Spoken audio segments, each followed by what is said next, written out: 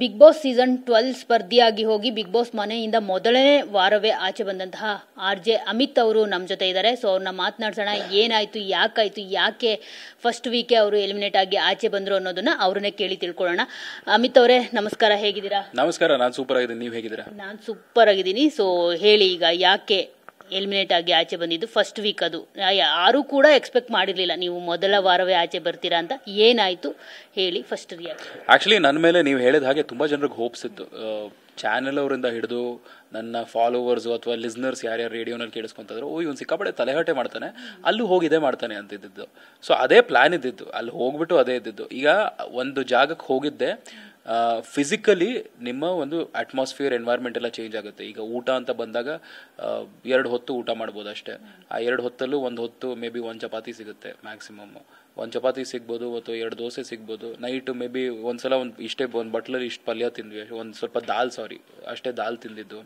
ಊಟ ಏನಿಲ್ಲ, ನಿದ್ದೆ ಏನಿಲ್ಲ, ಯಾವಾಗಿದ್ದು ಯಾವಾಗಿದ್ದು ಮಾಡ್ತೀವಿ ಅಂತ. ಈ ಕರಿಬಸೆ ಹೆವಿ ಗೊರ್ಕೆ ಎಲ್ಲ ಹೊಡಿಯೋದು, ಆ ಗೊರ್ಕೆ ಎಲ್ಲ ಕೇಳಿಸ್ಕೊಂಡು ನೈಟೆಲ್ಲ ಮೋಟ್ರೆಲ್ಲ ಕೇಳಿಸ್ಕೊಂಡು ಬೆಳಗ್ಗೆ ನಿದ್ದೆ ಬರಲ್ಲ. ಬೆಳಗ್ಗೆ ಅವರೇ ಎಬ್ಬಿಸ್ಬಿಡೋದು, ಬ್ರದರ್ ಬನ್ನಿ ವಾಶ್ರೂಮ್ಗೆ ಹೋಗ್ಬೇಕು ಅಂತ ಹೇಳ್ಬಿಟ್ಟು ಕರ್ಕೊಂಡು ಹೋಗ್ಬಿಡೋದು.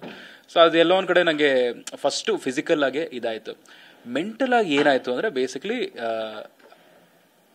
ಸೊ ಮೆಂಟಲ್ ಆಗಿ ಎಷ್ಟೋ ಜನ ಇರ್ತಾ ಇದ್ರು, ಎಷ್ಟೋ ಜನ ಫ್ರೆಂಡ್ಸ್ ಎಲ್ಲ ಇದ್ರು. ಅಲ್ಲಿ ಮಾತಾಡೋಕ್ಕೆ ಕೆಲವು ಜನ ಅವಕಾಶ ಕೊಡ್ತಾ ಇರಲಿಲ್ಲ. ಅದೇ ಪ್ರಾಬ್ಲಮ್. ಫಸ್ಟ್ ವೀಕಲ್ಲಿ ಎಲ್ರಿಗೂ ಕಾಣಿಸ್ಕೋಬೇಕನ್ನೋ ಹುಚ್ಚಿರುತ್ತೆ.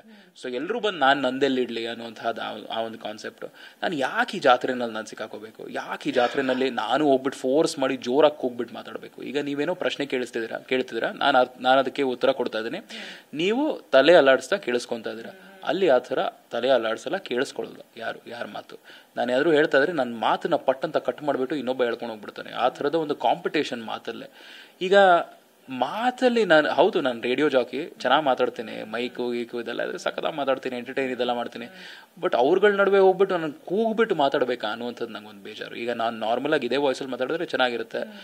ಇಲ್ಲ, ನಾನು ಹಿಂಗೆ ಮಾತಾಡ್ತೀನಿ, ಇನ್ಮೇಲಿಂದ ನಾನು ಅರ್ಥ ಮಾಡಿಸ್ಬೇಕಂದ್ರೆ ಇಷ್ಟೇ ಜೋರಾಗಿ ಕೂಗ್ತೀನಿ ಅಂತ ಹೇಳೋದು ಎಲ್ಲೊಂದು ಕಡೆ ತಪ್ಪು ಅನ್ಸುತ್ತೆ. ನಾನು ಹೌದು ಮಾತಾಡ್ತೀನಿ, ಬಟ್ ಅಲ್ಲಿ ಬಿಟ್ಟು ಆಚೆ ಬಂದಾಗ ನಾನು ಪರ್ಸ್ನಲ್ ಕಾನ್ವರ್ಸೇಷನ್ಸ್ ಮಾಡೋದು ತುಂಬ ಇಷ್ಟ ಎಲ್ಲರ ಜೊತೆ. ಸೊ ಆ ರೀತಿ ಇದ್ದಿದ್ದು ನಾನು. ಕೆಲವು ಜನರು ಎಲ್ಲೊಂದು ಕಡೆ ಮಾತಾಡಿದಾಗ್ಲೂ ಸ್ವಲ್ಪ ಇಗ್ನೋರೆನ್ಸ್ ಕಾಣಿಸ್ತವ್ರಲ್ಲಿ. ಅಂದರೆ ಎಷ್ಟು ಮಾತಾಡಿದ್ರು ಒಂಥರ ರೆಸ್ಪಾಂಡ್ ಮಾಡದೇ ಇರೋದು, ಇಗ್ನೋರ್ ಮಾಡೋದು. ಒಂದ್ಸಲ ಮಾಡಿದ್ರೆ ಓಕೆ, ಇಟ್ಸ್ ಓಕೆ ಅನ್ಸುತ್ತೆ. 2-3 ಟೈಮ್ಸ್ ಮಾಡಿದಾಗ ನಿಮಗೆ ಅನ್ಸುತ್ತೆ ಯಾಕೆ ಬೇಕಂತ ಇಗ್ನೋರ್ ಮಾಡ್ತಿದ್ದಾರೆ. ಸೆಲ್ಫ್ ರೆಸ್ಪೆಕ್ಟ್ ಇರುತ್ತಲ್ವಾ, ಯಾಕೆ ನಾನು 2-3 ಸಲ ಸೆಲ್ಫ್ ರೆಸ್ಪೆಕ್ಟ್ ಎಲ್ಲ ಕಳ್ಕೊಂಡು ಹೋಗಿ ಒಂದು ಕಾನ್ವರ್ಸೇಷನಲ್ಲಿ ಕೂತ್ಕೊಂಡಿದ್ದು ಕೇರೇ ಮಾಡಲ್ಲ, ರೆಸ್ಪಾಂಡೇ ಮಾಡಲ್ಲ. ಆದರೆ ತುಂಬ ಚಾಲು ನಾಮಿನೇಟ್ ಮಾಡಾದ್ಮೇಲೆ ಎಲ್ಲರೂ ಬಂದು ಮಾತಾಡೋಕ್ಕೆ, ತುಂಬ ಜನ ಬಂದು ಮಾತಾಡೋಕ್ಕೆ ಶುರು ಮಾಡಿದ್ರು.